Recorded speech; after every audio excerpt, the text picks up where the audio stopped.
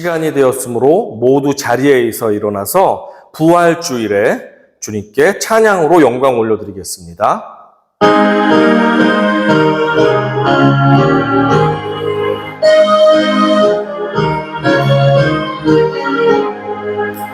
만복의 근원 하나님, 온 백성 찬송 드리고 저 천사여 찬송하세. 찬송 성부 성자 성령. 아멘. 우리 자리에서 앉아서 계속해서 부활하신 주님을 찬양하겠습니다. 우리 힘차게 박수 치면서 기쁨으로 찬양합니다.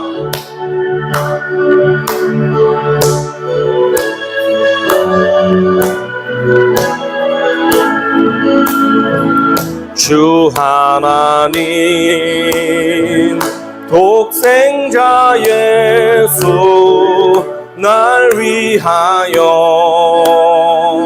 오시었네. 내 모든 죄 다 사시고 죽음에서 부활하신 나의 구세주, 살아계신 주 나의 참된 소망, 걱정 근심 전혀 내 사랑의 주내 발길 인도하니 내 모든 삶의 기쁨 늘 충만하네. 주 안에서 거듭난 생명 도우시는 주의 사랑, 참 기쁨과 확신 가지고 예수님의 도우심을 믿으며 살리. 살아계신 주 나의 참된 소망, 걱정 근심 전혀 없네. 사랑의 주내 발길 인도하니 내 모든 삶의 기쁨 늘 충만하네. 그 언젠가 주 뵐 때까지 주를 위해 싸우리라. 승리의 길 멀고 매도 주님께서 나의 앞길 지켜주시리. 살아계신 주 나의 참된 소망, 걱정 근심 전혀 없네. 사랑의 주내 발길 인도하니 내 모든 삶의 기쁨 늘 충만하네. 우리 부활하신 주님께 박수로 영광 올려드리겠습니다. 아멘.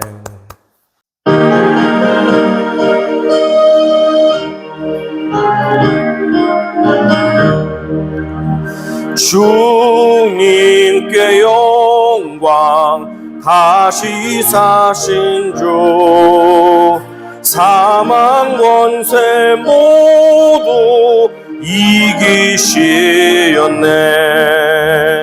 흰 옷 입은 천사 돌을 옮겼고 누우셨던 곳은 비어 있었네.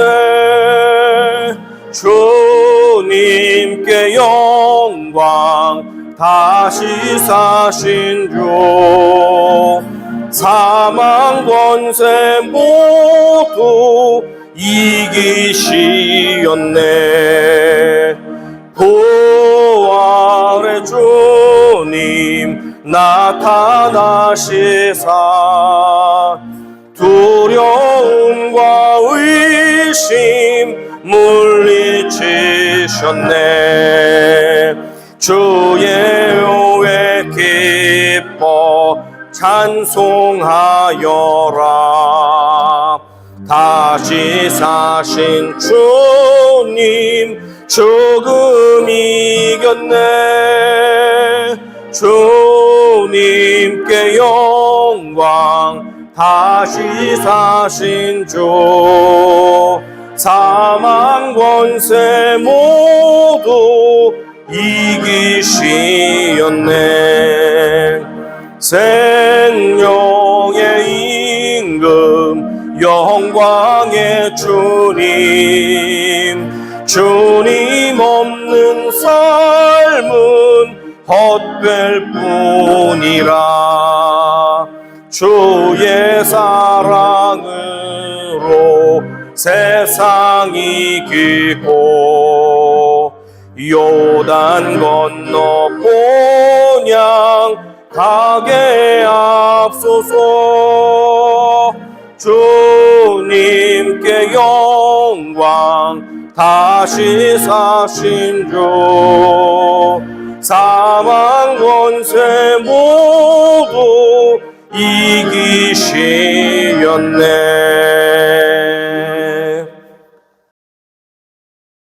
이 시간 기도하시겠습니다. 아버지 하나님 감사드립니다. 이 거룩하고 밝은 부활의 주일을 우리에게 허락하여 주신 것 감사합니다. 주님께서 고난을 이기시고 결국에는 승리하셔서 우리에게 새 생명을 주시고 새 나라를 주시고 새 소망을 주시고 하늘 아버지의 자녀가 되게 하심을 너무나도 감사드립니다. 우리 삶 가운데 크고 작은 고난과 아픔이 있다 할지라도 우리 예수께서 걸으신 그 골고다 언덕길을 생각할 때에 우리가 기쁨으로 우리에게 주어진 십자가를 끌어안고 달려나갈 수 있도록 우리에게 힘과 능력과 용기를 허락하여 주시옵소서. 주님께서 우리 하나 살리시기 위해서 생명까지 바치시며 십자가에서 죽으시고 죽은 지 사흘 만에 다시 살아나셔서 우리의 주님이 되어주시고 구주가 되어주신 것에 너무나도 감사합니다. 이 부활을 기뻐하며 고개 숙여 기도하는 우리 모두의 심령 가운데 근심과 염려가 아직도 있다면 이 시간 모두 말끔히 가져가 주시고 부활의 생명과 기쁨으로 소생케 하는 역사가 이 시간 있게 하여 주시옵소서. 우리의 가정과 직장과 사업장과 우리 삶의 모든 영역 가운데 아직도 죽어서 무덤에서 나오지 못하는 부분들이 있다면 아버지 예수의 부활의 능력이 이 시간 선포되기 원하오니 이제는 살아나올지어다. 모든 죽어있는 영역들이 살아 움직이기 시작할지어다. 주님 부활의 능력이 우리의 삶의 모든 영역 가운데 미치기를 원하오니 우리의 구주 되시는 예수님 우리의 삶에 찾아오셔서 우리의 죽어있는 모든 삶의 영역들 소망이 없고 희망이 없는 모든 삶의 부분들 다시금 일으켜주시고 새로워지는 역사가 일어나게 하여 주시옵소서. 오늘 또한 김요한 목사가 죽어 다시 살아나야만 새 생명을 얻을 수 있다는 그런 내용을 가지고 말씀을 전할 텐데 하나님 그 말씀을 통하여 우리의 죽어있는 삶이 죽어있는 모든 삶의 영역들이 새 생명을 얻을 수 있는 놀라운 역사가 내가 먼저 죽음으로 인하여 시작될 수 있도록 축복하여 주시옵소서. 이 복된 소식 나만 가지고 누리지 않게 도와주시고 사랑하는 우리 가족들에게도 마음껏 전하고 나눌 수 있게 하시고 우리 이웃들에게도 이 기쁘고 복된 소식이 전해줄 수 있게 하시고 나를 통하여 많은 사람들이 살아나고 열매 맺는 축복의 시간들이 될 수 있도록 이 부활의 날을 기름 부어주시고 축복하여 주시옵소서. 예배를 섬기시는 모든 성도님들의 손길 위에 복의 복을 더하여 주시고 드려지는 예물 가운데 주님 기억하여 주시고 만배의 복으로 허락하여 주시되 우리가 기도하는 제목들이 있습니까? 하늘나라에 넘치는 응답이 이 시간 내려지기를 원하오니 아버지 하나님이시여 복의 복을 우리에게 허락하여 주시옵소서. 이 기분 좋고 은혜로운 날 부활의 생명이 우리를 통해서 만방에 전해지기 원하오니 우리를 그렇게 사용하시고 아버지 축복하여 주시옵소서. 모든 예배와 찬양과 경배를 주님께만 올려드립니다. 부활의 주님 되시는 예수님의 이름으로 감사하며 기도드렸사옵나이다. 아멘. 성경 말씀 봉독하도록 하겠습니다.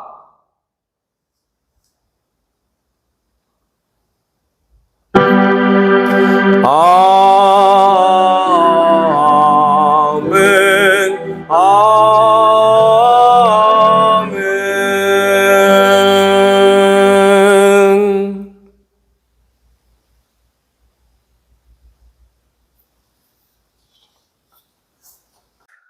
할렐루야. 오늘은 부활주일입니다.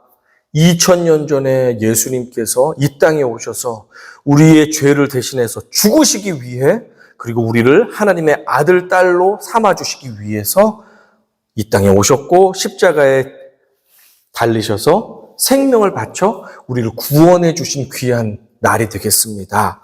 우리 옆에 계신 분하고 오늘은 예수께서 부활하셨습니다 라고 힘있게 인사하시겠습니다. 시작. 예수께서 부활하셨습니다. 예수께서 부활하셨습니다. 예수께서 부활하셨습니다. 네, 참 잘하셨습니다. 제목 읽으면서 말씀 듣도록 하겠습니다. 시작. 죽어야만 비로소 열매 맺는 인생. 만약에 길을 가다가 갑자기 심장마비를 겪으면서 쓰러지는 분을 만나셨다고 해보겠습니다. 여러분 어떻게 할 수 있겠습니까? 어떻게 도울 수 있겠습니까? 갑자기 심장마비로 쓰러진 사람이 있다면 지체 없이 심폐소생술, CPR이라고 하는 심폐소생술을 하고, 또 심장 재세동기라고 하는 AED라고 줄여서 말하는 그 기계를 사용할 수 있다면 우리는 죽어가는 생명을 살릴 수 있습니다. 비록 옆에 의사나 구조대가 없다 할지라도 우리는 조금의 방법만 숙지하고 있으면 심장마비로 쓰러져서 죽어가는 사람을 살려낼 수가 있습니다. 그 방법을 한번 이 시간 간단하게 살펴보도록 하겠습니다. 화면을 보면서 들어주시기 바랍니다. 심장마비 환자를 구하는 방법으로 먼저 심폐소생술의 방법이 있습니다. 먼저 다가가서 어깨를 두드립니다. 쓰러진 사람이 반응을 하는지 어깨를 두드려 봅니다.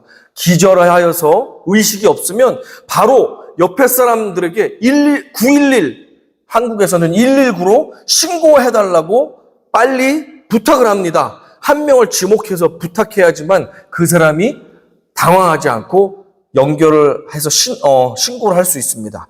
그리고 나서 양 가슴의 아래쪽을 두 손을 모은 뒤 수직 방향에서 위에서 분당 100회에서 120회 속도로 1분이 60초잖아요. 그거를 2배 정도 속도로 빠르게 압박을 해줍니다. 빡빡빡빡빡빡 압박을 30회 정도 해줍니다. 그리고 나서 목을 제쳐서 기도를 연 다음에 코를 막고 입으로 인공호흡을 2회 실시해 줍니다. 그러면 가슴이 부풀어 오르게 됩니다. 이것을 구조대원이 도착할 때까지 가슴 압박을 30회 하고 인공호흡을 2회 하는 방식으로 계속 호흡을 할 수 있게 심박수가 돌아올 수 있도록 그렇게 응급처치를 해줄 수가 있습니다. 그런데 만약에 현장에 심장 재세동기 AED라고 쓰여있는 작은 기계를 발견한다면 더 좋은 일입니다. 그럴 때는 그 기계를 가져와서 환자에게 실시를 하면 더 확률이 높게 죽어가는 사람을 살릴 수가 있습니다. 방법 보겠습니다. 먼저 기계의 전원 버튼을 누릅니다. 그리고 패드를 환자의 상의를 벗긴 상태에서 맨살에다가 오른쪽 갈비대 쪽에 하나, 그리고 왼쪽 젖꼭지 위쪽 가슴에 하나를 딱 정확하게 붙여 놓은 다음에 기계를 작동시켜야 되는데, 세 번째입니다. 이제 기계가 환자의 심장 상태를 분석하는 동안 사람들에게 외칩니다. 모두 물러나세요. 왜냐하면 사람들이 환자를 접촉하면 정확한 계측이 안 되기 때문에 그렇습니다. 그리고 나서 이 심장 충격이 필요하다고 하면 사람들에게 다시 한번 모두 물러나십시오 라고 외친 다음에 버튼을 누릅니다. 그러면 환자의 붙어있는 패드를 통해서 강력한 전파가 흘러나가게 됩니다. 자, 그리고 충격을 가한 후 이제 지체 없이 아까 했던 가슴 압박법을 30회 빠르게 실시간 다음에 인공호흡을 2회 합니다. 그리고 나서 다시 한번 기계가 요청을 한다면 다시 한번 심장에 충격을 주고 나서 30회 압박, 2회 인공호흡을 사이클을 계속 반복합니다. 구조대가 올 때까지 혹은 의식이 돌아올 때까지 하는 것입니다. 제가 이렇게 부활주일날 심장 재세동기의 사용법을 말씀드리는 이유가 있습니다. 이 심장 재세동기의 작동 원리 속에는 깊은 진리가 새겨져 있기 때문입니다.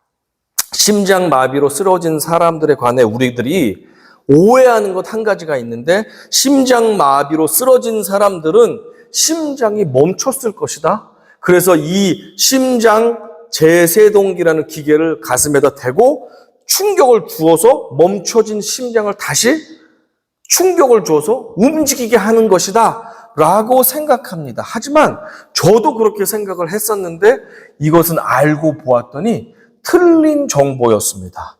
실제 정확한 정보는 이것입니다. 심장마비로 쓰러진 사람들의 대부분은 심장이 정지한 것이 아니라 비정상적으로 불규칙하고 약하게 이상하게 뛰는 것입니다. 그러다 보니까 혈액순환을 하는 이 심장 펌프질을 제대로 하지 못함으로 말미암아 전신에 혈액이 돌지 않고 그래서 혈액 속에 있는 산소가 뇌에 공급이 되어야 하는데 4분 이상 이 혈액순환이 제대로 돌아가지 않을 때 뇌세포는 파괴되기 시작합니다. 그리고 그 시간이 10분을 경과하면 만약에 이 사람이 고쳐진다 할지라도 심각한 후유증을 앓게 됩니다. 그 예가 반신불수나 전신마비가 이르거나 언어 기능을 상실하게 되는 등 심각한 후유증이 발생하게 됩니다. 그래서 빠르면 빠를수록 이 사람의 심장이 정상적으로 다시 뛸 수 있게 우리가 도와주어야 되는데 그 도와줄 수 있는 방법이 심폐소생술과 또 심장 재세동기를 사용하는 방법이 되겠습니다. 자, 그래서 이 심장 재세동기는 심장 멈춘 것을 뛰게 하는 기계가 아니라 잘못 뛰고 제각기 약하게 뛰는 그 오류가 난 심장을 오히려 충격을 주어서 전기 충격을 주어서 심장을 잠시 멈추게, 다른 말로 하면 심장을 아예 죽도록 만드는 장치가 바로 심장 재세동기의 역할이 되겠습니다. 쉽게 생각해 보면 이것입니다. 컴퓨터를 쓰다가 갑자기 오류가 나거나 마우스나 키보드가 먹지 않을 때가 종종 있죠? 제 컴퓨터도 자주 그러는데 그럴 때 이렇게 저렇게 해도 안 되면 어떻게 합니까? 전원 버튼을 꺼 컴퓨터를 완전히 죽을 때까지 전원 버튼을 꾹 누릅니다. 그러면 컴퓨터가 완전히 죽어버립니다. 그리고 나서 조금 있다가 다시 전원을 켜면 그때 부팅이 다시 되면서 오류가 복구되는 것을 여러분들 경험하시고 알 것입니다. 마찬가지입니다. 인간의 심장에 오류가 나서 제 기능을 하지 못하고 정상 박동을 하지 못하고 불규칙하고 약한 박동으로 이 사람의 혈액순환이 안 되고 기절할 때 우리가 할 수 있는 것은 먼저 심장을 멈추도록, 완전히 멈추도록 죽게 해서 리셋을 하는 것입니다. 그러면 우리 몸이 다시 멈췄다가 다시금 부팅이 되면서 정상 심박수로 돌아오게 된다는 것이 이 치료의 원리가 되겠습니다. 여기에 있는 진리가 무엇입니까? 오류가 발생한 심장을 다시 살리기 위해서는 먼저 잘못된 심장 박동부터 먼저 완전히 죽인 다음에 재시동을 걸어야만 살아난다는 말씀입니다. 한국 사람들이 즐겨 먹는 곧 쌀 농사에는 두 가지 파종법이 있다고 합니다. 한 가지는 우리가 흔히 알고 있듯이 벽시에 싹을 틔워가지고 어느 정도 자라게 합니다. 자란 모종을 때가 되면 물이 많은 논에 하나씩 심는 것을 뭐라고 하죠? 모내기라고 하죠. 하나씩 줄을 맞춰서 균등하게 심죠. 고르게 심습니다. 그래서 땅 밑속으로 씨뿌리가 심겨져서 잘 박혀있게 해서 이 벼를 재배해서 수확을 하게 됩니다. 이 방법과 함께 또 한 가지 방법은 이 벽씨를 논에 직접 뿌리는 방법이 있다고 합니다. 그런데 한반도에서는 조선시대 후기부터 오늘날까지 거의 모내기하는 방식으로 이 벽씨를 키워가지고 어느 정도 자라면 그것을 직접 밭에다 심는 방법을 썼습니다. 그러나 예수님 시대는 물론이고 오늘날까지 밀 농사에 있어서는 이 방법이 완전히 다릅니다. 밀 농사는 항상 이 밀 씨앗을 밭에 뿌리는 방식으로 파종을 하였습니다. 이렇게 밀 농사를 뿌려서 파종을 하다 보니까 이 이스라엘 사람들은 밀이 주식이지 않습니까? 항상 보고 먹는 것이 밀인데 오늘 예수님께서는 모든 듣는 사람들이 항상 익숙한 그 재료인 밀알 하나를 가지고 오늘 진리의 말씀을 전해주고 계십니다. 예수님께서 하신 이 말씀의 핵심도 이것입니다. 죽어야만 비로소 열매 맺는다라는 사실을 이 밀알 하나를 가지고 말씀을 해주고 계십니다. 24절 함께 읽어보겠습니다. 시작. 내가 진실로 너희에게 이르노니 한 알의 밀이 땅에 떨어져 죽지 아니하면 한 알 그대로 있고 죽으면 많은 열매를 맺느니라. 여기서 제가 빨갛게 표시한 진실로라고 한 이 단어의 히브리어 단어는 아멘이라는 단어입니다. 많이 들어보신 단어죠? 많이 사용하는 단어 아멘이 원래 뜻은 진실로 truly라고 하는 영어로 번역합니다. 진실로 우리는 이 아멘이란 말을 조금 더 확장해서 사용합니다. 어떻게 사용합니까? 진실로 그렇습니다. 진실로 믿습니다. 진실로 그렇게 되기를 원합니다. 라는 의미로 우리는 아멘이라는 말을 사용합니다. 특별히 흑인 교회에 가면 아멘을 엄청 많이 사용하는 걸 볼 수 있습니다. 그렇죠? 진실로 그렇습니다. 진실로 믿습니다. 진실로 그렇게 되기를 원합니다. 라고 할 때 우리는 아멘 하는데 지금 24절에서 예수님은 진실로 truly라고 하면서 말씀하십니다. 성경에서 반복은 특별한 의미가 있죠.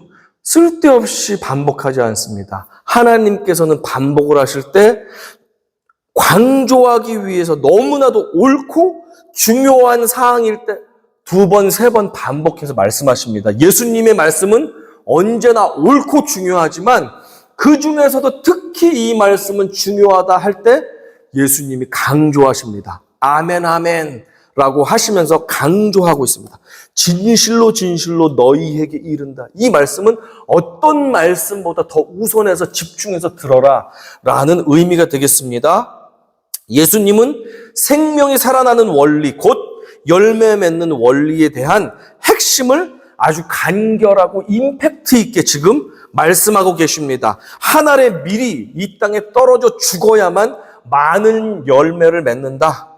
만약 한 알의 밀이 이 땅에 떨어져 죽지 아니하고 한 알 그대로 있는다면 아무 열매도 맺지 못하는 쓸모없는 존재가 되고 말 뿐이다. 라고 주님은 지금 말씀해 주고 계십니다. 한 알의 밀알이 끝까지 죽기를 거부한다면 어떻게 될까요? 어떻게 될까요? 나는 못 죽어! 라고 한다면 어떻게 될까요? 그 밀알은 아마 오래 살 수도 있을 것입니다. 하지만 언젠가는 새의 눈에 걸려서 새의 밥이 되거나 때로는 용케 어디 돌멩이 속에 밑에 들어가면 그래서 몇십 년 혹은 몇백 년을 죽지 않고 살아날 수도 있습니다. 하지만 이 미랄은 곤충이나 동물이나 사람이나 이 세상에 아무런 유익도 주지 못하는 쓸모없는 존재가 되어서 몇백 년을 그냥 살고 있게 될 것입니다. 반면에 한 알의 미랄이 땅에 떨어져서 습기를 머금다가 죽어지기 시작한다면 비록 미랄은 남모르는 고통 속에서 자신을 잃어간다 할지라도 몇 달 뒤에는 자신의 죽음 덕분에 허허 벌판이었던 저 들판이 황금 벌판으로 바뀌게 될 것입니다. 이것이 예수님께서 특별히 강조하고 또 강조하셨던 아멘 아멘 진실로 진실로 truly truly 하신 말씀입니다.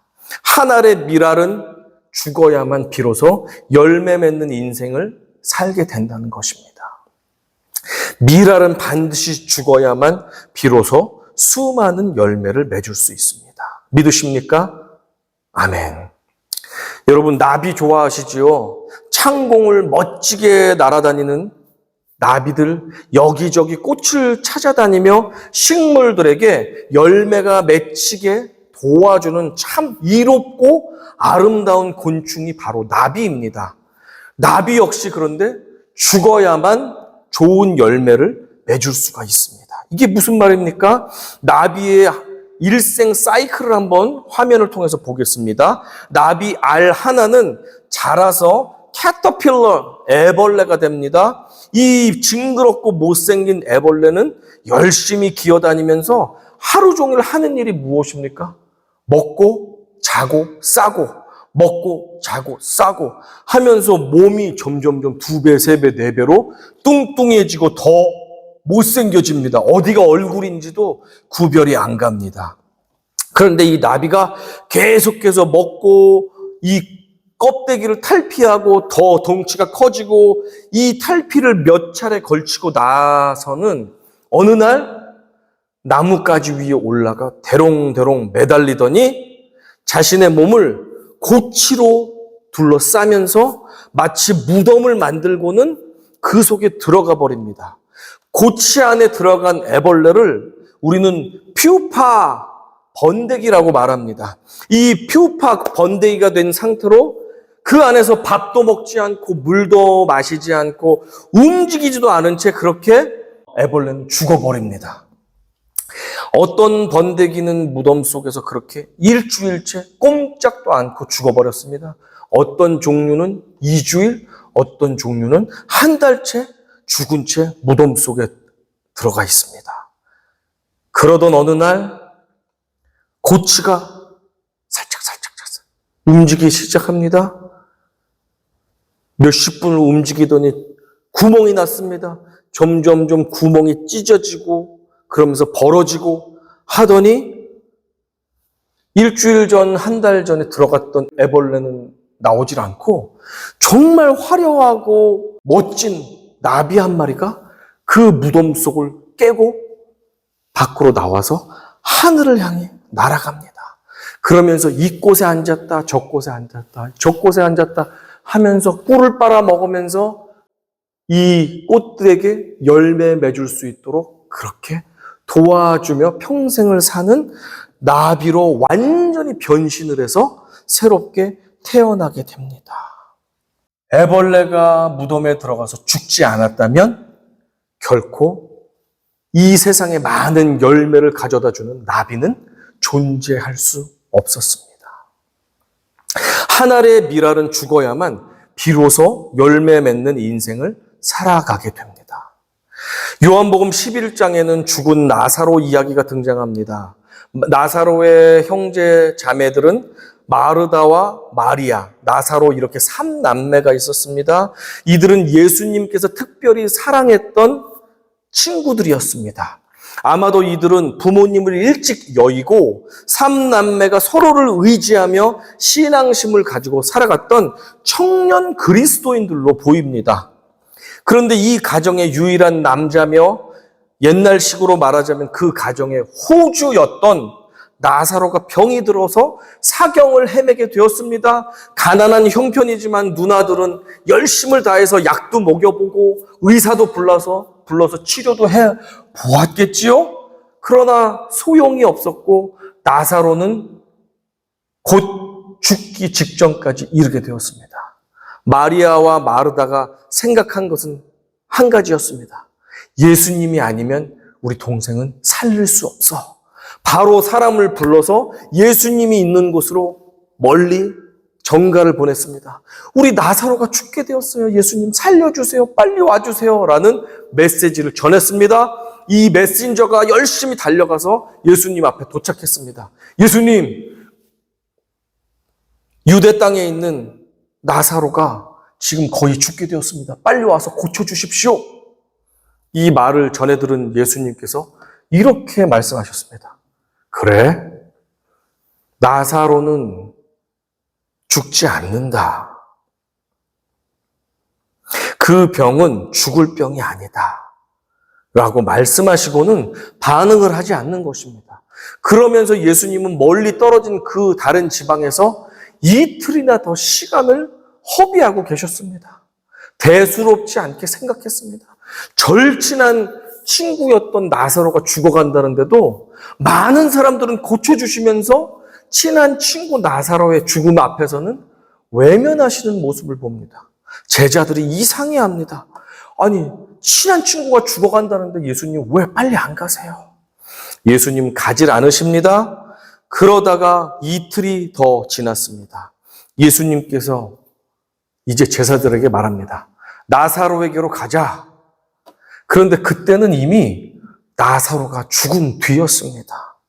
예수님이 오랜 여행을 해서 나사로 집까지 도착을 했습니다. 예상대로 이미 나사로는 죽어서 무덤에 들어가 있었고 마리아와 마르다는 이웃 사람들의 위로를 받으면서 슬피 울고 있었습니다. 예수님께서 마리아와 마르다를 만났습니다. 자매가 말합니다. 예수님, 조금만 빨리 오셨어도 우리 동생이 죽지 않았을 텐데요. 왜 이렇게 늦게 오셨어요?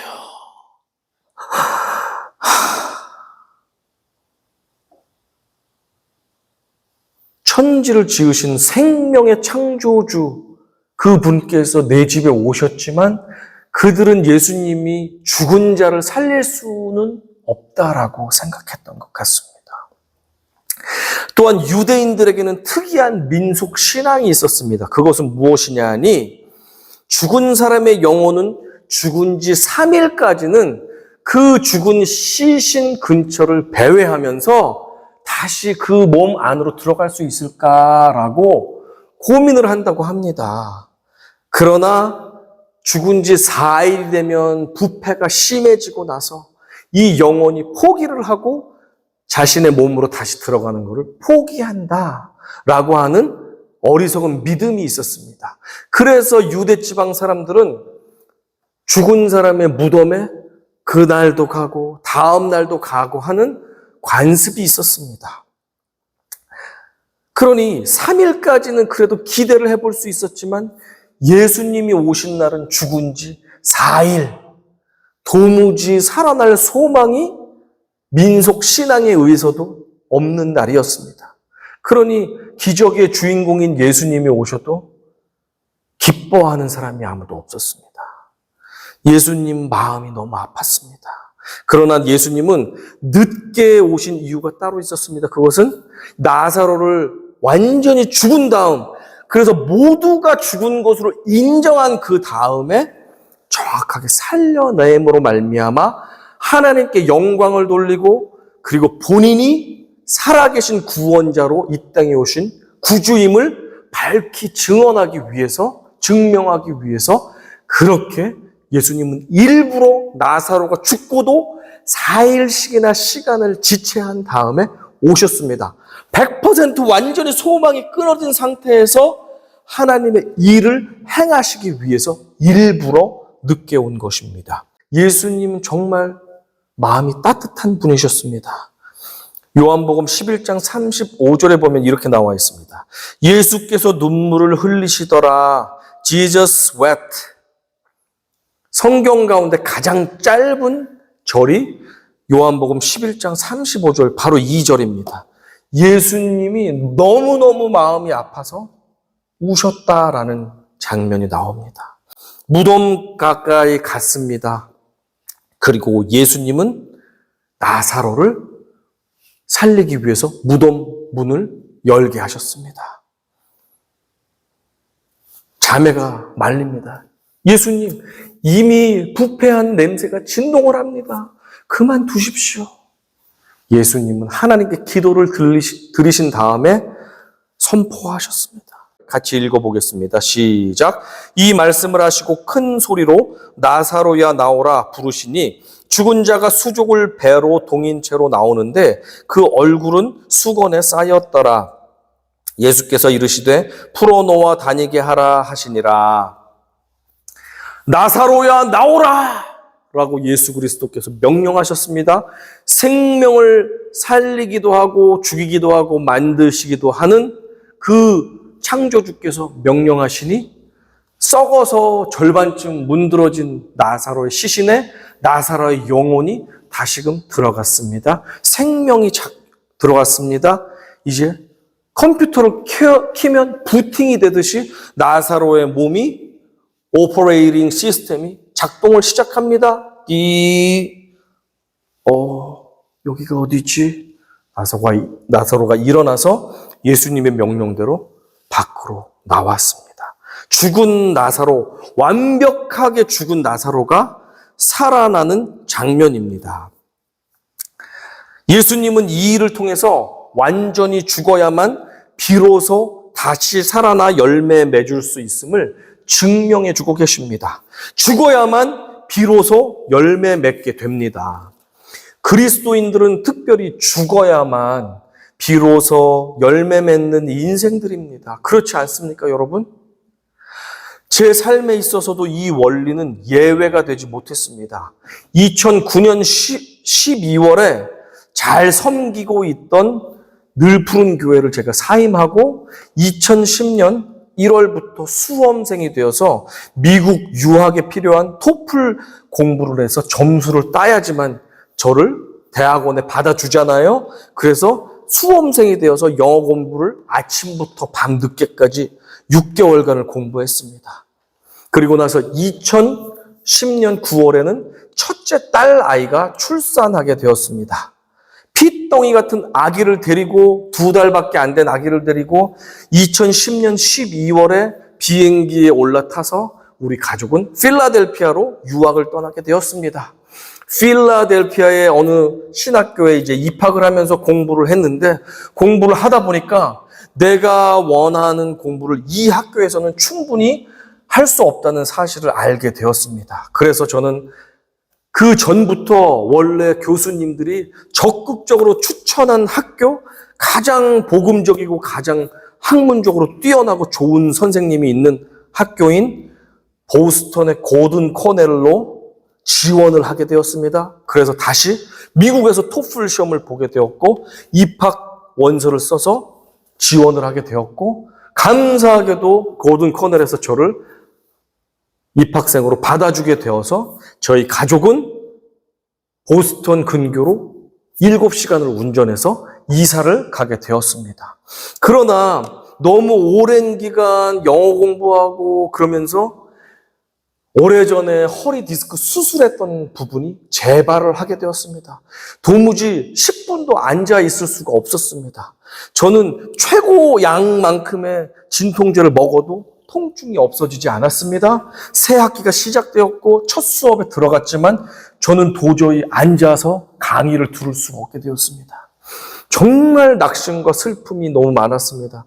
아내와 기도하며 상의한 끝에 우리가 몸을 회복하지 않으면 공부를 할 수 없으니 한국에 돌아가자라고 하고 눈물을 흘리며 짐을 싸서 창고에 정리하고 그렇게 짐을 빼고 기숙사를 빼고 한국으로 기약 없이 돌아오게 되었습니다.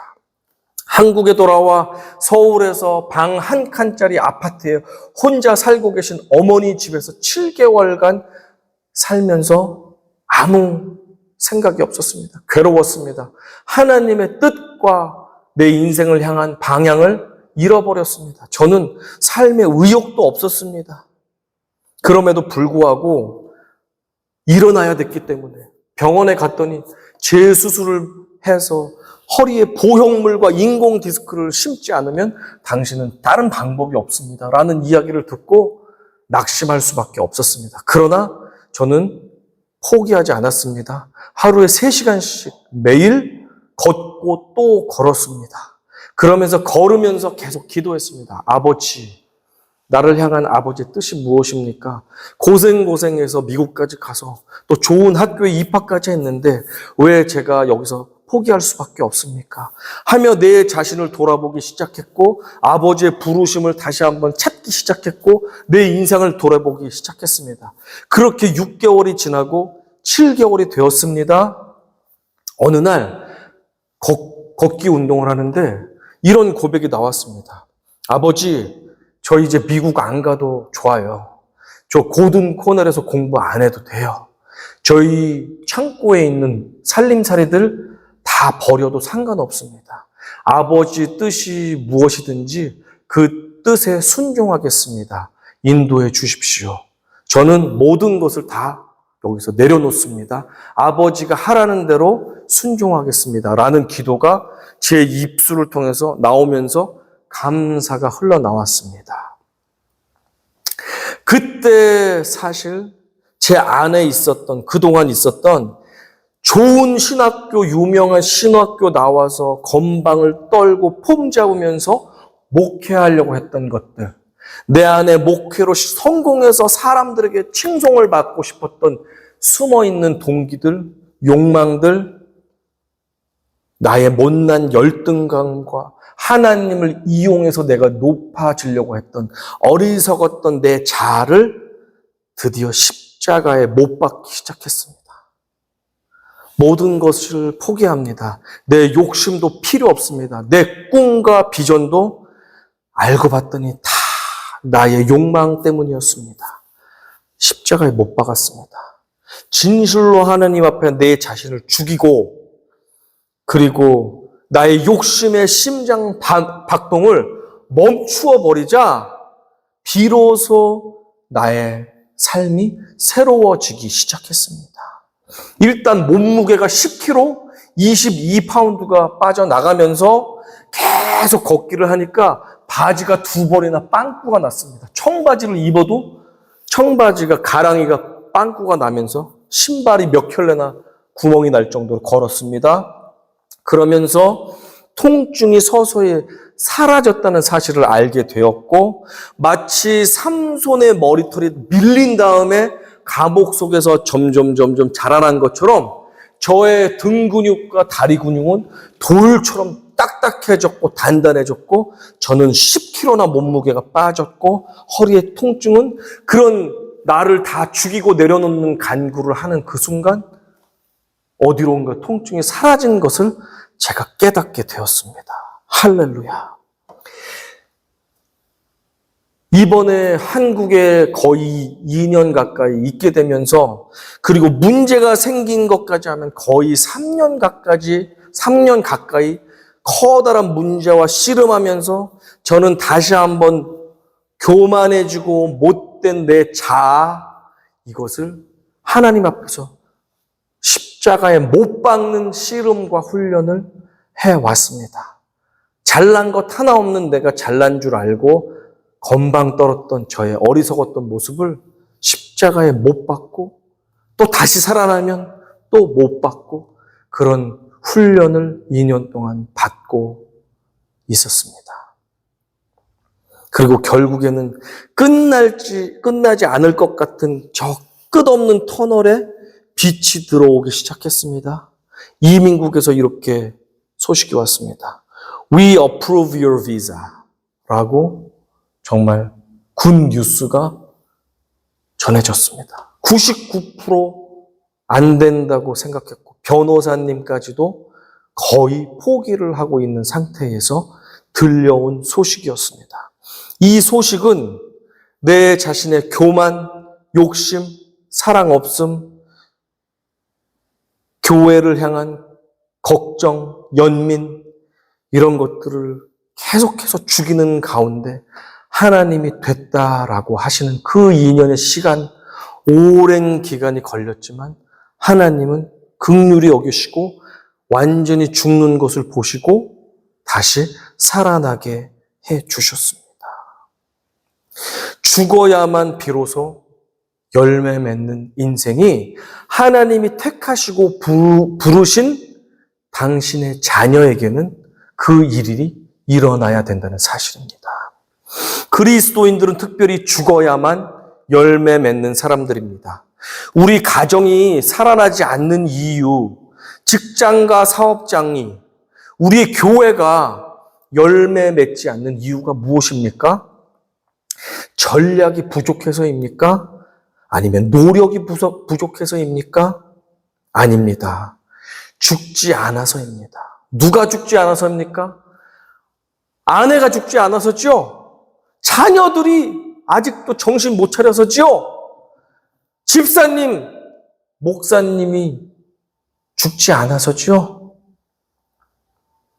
사장님이, 직원들이 열심히 하지 않기 때문이죠? 아닙니다. 우리 가정과 직장과 사업장과 우리의 교회와 우리의 공동체가 살아나지 않는 이유, 열매 맺지 않는 이유는 바로 나 자신부터가 죽지 않기 때문임을 이 부활의 날에 주님께서 우리에게 말씀하시는 하나님의 메시지입니다. 귀 있는 자는 들으시기 바랍니다. 저도 이 말씀을 하루라도 잊으면 다시 내 못된 자가 살아나서 꿈틀거리고 그러면서 하나님의 뜻대로 살아가지 못하는 연약한 자임을 고백합니다. 여러분들에게도 부탁드립니다. 못된 내 자아, 내 경험, 내 지식, 내 능력, 내 자원을 철저히 십자가 앞에 죽이고 못 박지 않으면 우리의 공동체와 우리의 가정과 우리의 교회는 제대로 살아나지 못합니다. 살은 것 같지만 그 안에 생명과 영혼이 없는, 기쁨이 없는 삶을 살아갈 수밖에 없다는 사실을 이 부활 주일에 우리는 귀담아 들어야 할 줄로 믿습니다. 한 알의 밀알이 땅에 떨어져서 죽지 않는다면 그 밀알 한 알은 그대로 있고 이 세상에 아무 쓸모가 없다라는 사실 여러분 기억하십시오. 마가복음 4장 20절은 이렇게 진술합니다. 좋은 땅에 뿌려졌다는 것은 곧 말씀을 듣고 받아 30배나 60배나 100배의 결실을 하는 자니라. 한 알의 밀알이 되어 나는 썩어져 죽지만 썩어져 죽어가는 고통이 따르지만 나는 사라지고 잊혀지는 것 같지만 나의 죽음으로 말미암아 이 황량한 들판은 30배, 60배, 100배의 열매를 맺게 된다면 내 죽음은 충분한 가치가 있다는 사실입니다.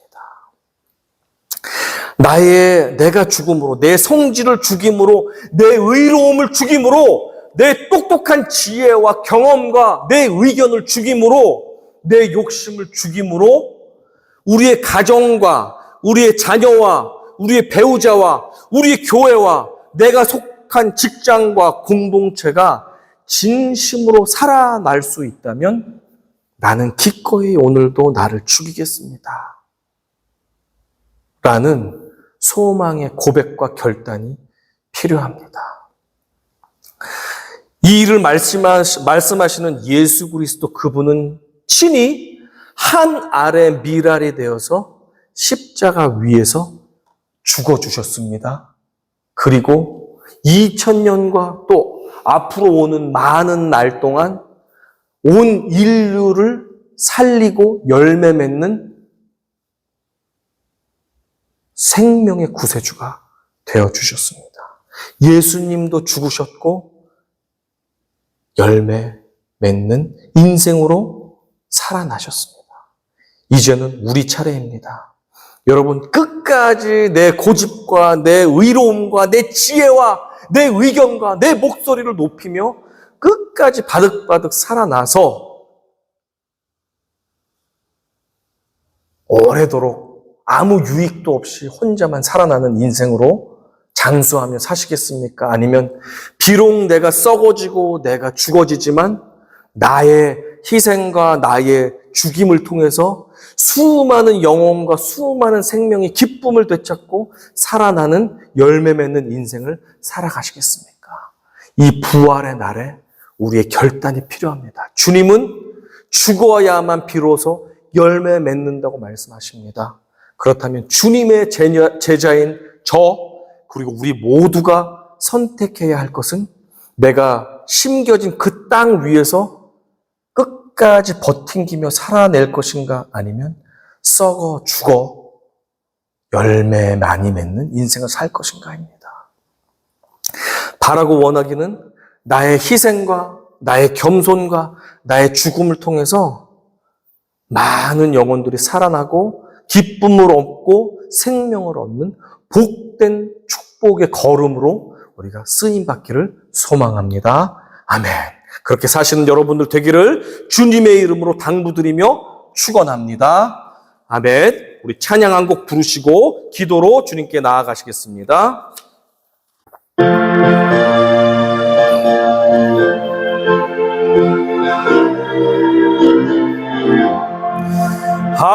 할렐루야 우리 예수 부활 승천하셨네. 세상 사람 찬양하니 천사와 답하도다. 구주 예수 부활하사 사망 권세 이겼네. 구주 예수 부활하사 사망 권세 이겼네. 할렐루야 우리 예수 왕의 왕이 되시고 우리들의 중보 되심 성령 증거하시네. 구주 예수 부활하사 좋은 열매 되셨네. 구주 예수 부활하사 좋은 열매 되셨네. 할렐루야 우리 예수 흠과 티가 없도다. 무덤 속에 있는 죄인 주가 일으키시네. 구주 예수 부활하사 영광 주러 오시네. 구주 예수 부활하사 영광 주러 오시네. 우리 들으신 말씀을 기억하며 이 시간 기도하기 원합니다. 아버지, 하늘의 미랄로 이 땅에 와서 나는 끝까지 죽지 않으려고 바둥바둥 애쓰며 살아가는 시간들이 있었습니다. 그러나 주님이 기꺼이 죽으셔서 많은 자들의 열매가 되어주신 것처럼 저도 내 자신을 죽이고 오히려 주님 안에서 되살아나는 역사를 체험하기 원합니다. 주님, 내 삶 가운데 나를 죽이며 많은 사람을 살리는 그 일에 쓰임받을 수 있도록 나를 사용하여 주시옵소서. 우리 주여 한번 외치고 주님께 간절히 기도하겠습니다. 주여!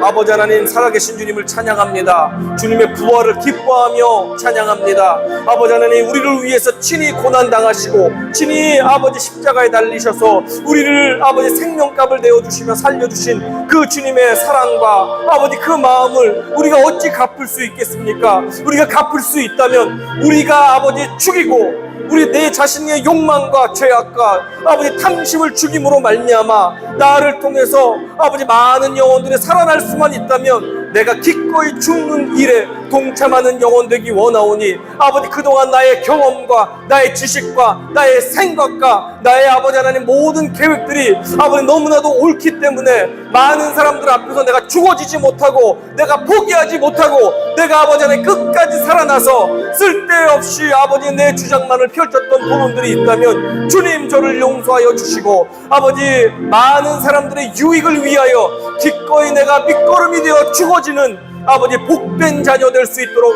도와주시옵소서. 그러므로 말미암아 우리 가정이 살아나며 우리의 공동체가 살아나며 우리 직장과 사업장이 살아나며 우리 학교가 살아나며 우리 교회가 살아나며 내가 속한 공동체 모든 아버지 구성원들이 살아나는 역사가 나의 욕심과 나의 주장과 나의 목소리와 나의 아집과 나의 교만을 꺾고 죽임으로 말미암아 모든 이들이 살아나는 역사가 이루어지게 하여 주시옵소서.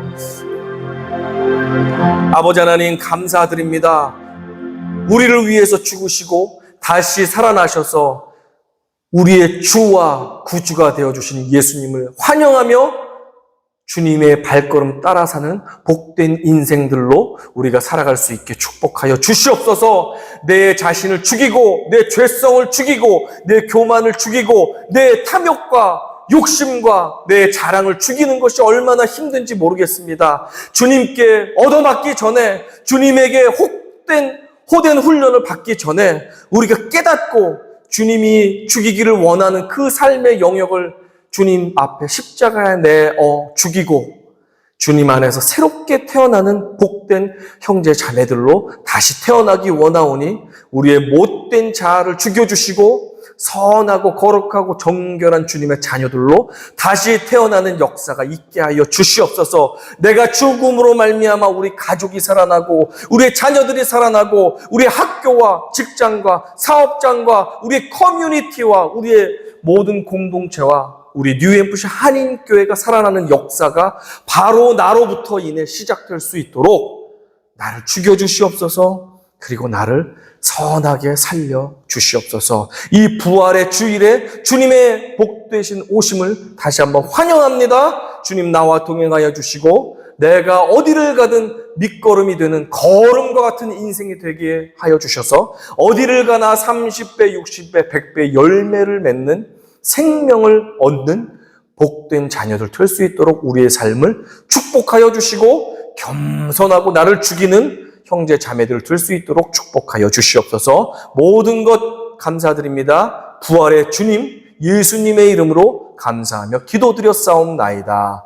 아멘. 장로님 나오셔서 환영과 안내해 주시겠습니다.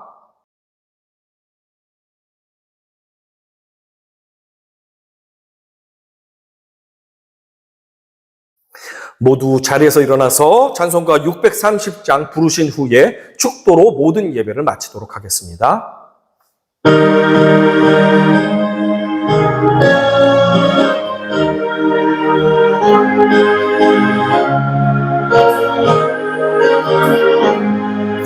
진리와 생명 되신 주 이 몸을 바치옵니다.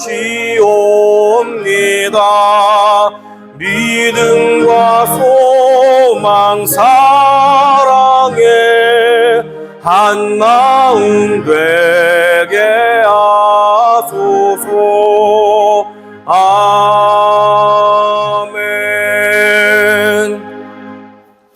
이제는 우리의 길이요 진리요 생명 되신 예수 그리스도의 은혜와 하나님 아버지의 사랑과 성령님의 교통하심이 부활의 생명이 우리에게 찾아와 나의 교만과 못된 자아는 죽이고 주님 안에서 다시 살아나기를 소망하는 고개 숙인 주님의 자녀들 심령 위에 사랑하는 우리들의 가족들 위에 우리가 기도하는 삶의 모든 영역 위에 아프리카에 우리가 후원하는 8명의 아이들과 이 나라와 이 민족 위에 지금부터 영원토록 함께 있을지어다. 아멘.